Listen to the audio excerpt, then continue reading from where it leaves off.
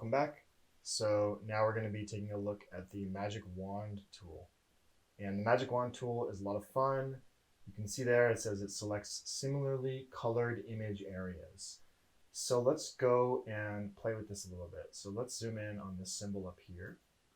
And I found this symbol in an old Japanese book of crests that was it was some sort of family crest or something, and I adapted it into something a little more unique. And so what I want to show you is, so basically the Magic Wand tool, if I click on a selected area, it turns it into a selection. So if I click on an area, so with the Magic Wand, you basically can see there's these high contrast shapes, and if I click on a shape, it selects it for me, and it does a really good job of it. There's only, see here, there's like some pixels here that it didn't quite grab, mostly because those were actually sort of a different color. And that's part of the magic of this tool, is that it only selects a particular range of colors.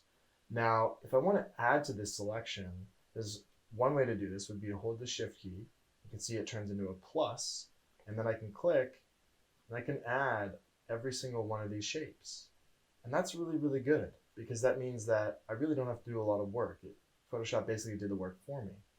Now, there's this little thing up here called tolerance, which is basically, it's how the tool perceives the range of changes between two colors.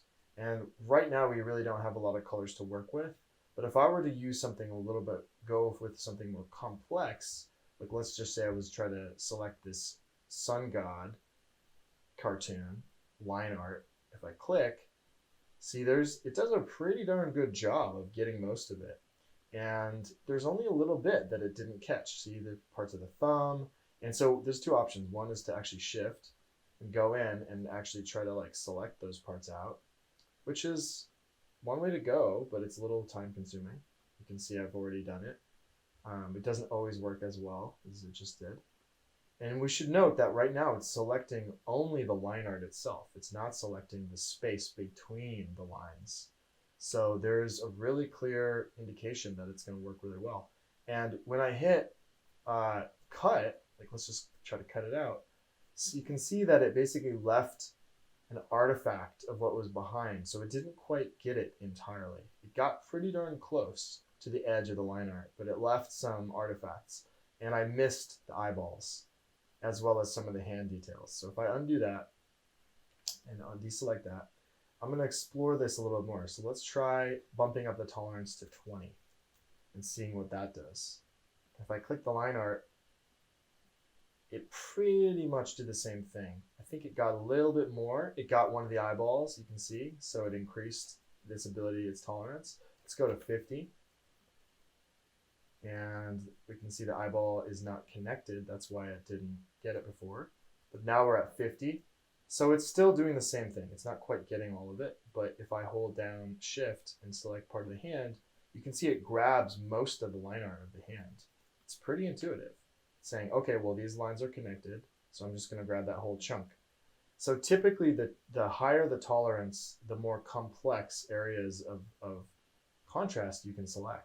And actually we can see I've accidentally selected a whole big chunk of this background here. You can see it's bumped up right there. We don't want to select the background. We want to select the character. So it's easy to kind of miss every once in a while, and you might accidentally select the wrong part. And so one of the core things about this tool is that it's really, really responsive, but it's not 100% accurate. And so it's nice when you're selecting big, bold shapes. Like if I want to just select this outline and cut it, you can see it almost did a perfect job of cutting that shape. It only left like a 1 pixel hair around the edges, and that can always be removed later. So it does a really good job of that. Now, okay, so now there's this other tool called the Quick Selection tool. I just want to show you what that does real quick. So the Quick Selection tool is something that's pretty straightforward. So let's again say that I wanted to select these shapes, and the Magic Wand did a great job. Well, the Quick Selection tool is going to try to basically painting by drawing. See, I'm actually clicking and dragging. You can't see it very well, but It works better with more complex things. By clicking and dragging, it's actually approximating how much of the selection I want to get. It's a little hard to see because there's a lot going on here. But basically, if I increase the size of my brush, you can see it's drawing the selection for me. This is really, really nice when I'm trying to get into detailed areas, when I'm trying to paint just a part of the image. See, it just grabbed that middle section. If I want to increase that, I'm just painting it down. So think of it like a paintbrush with basically a selection attached to it. It's selecting that particular area. It's working really well on some of these simpler shapes, and on high contrast areas it works really well. So those are the two tools, the quick selection tool and the magic wand tool. And that basically completes our tools for the selection.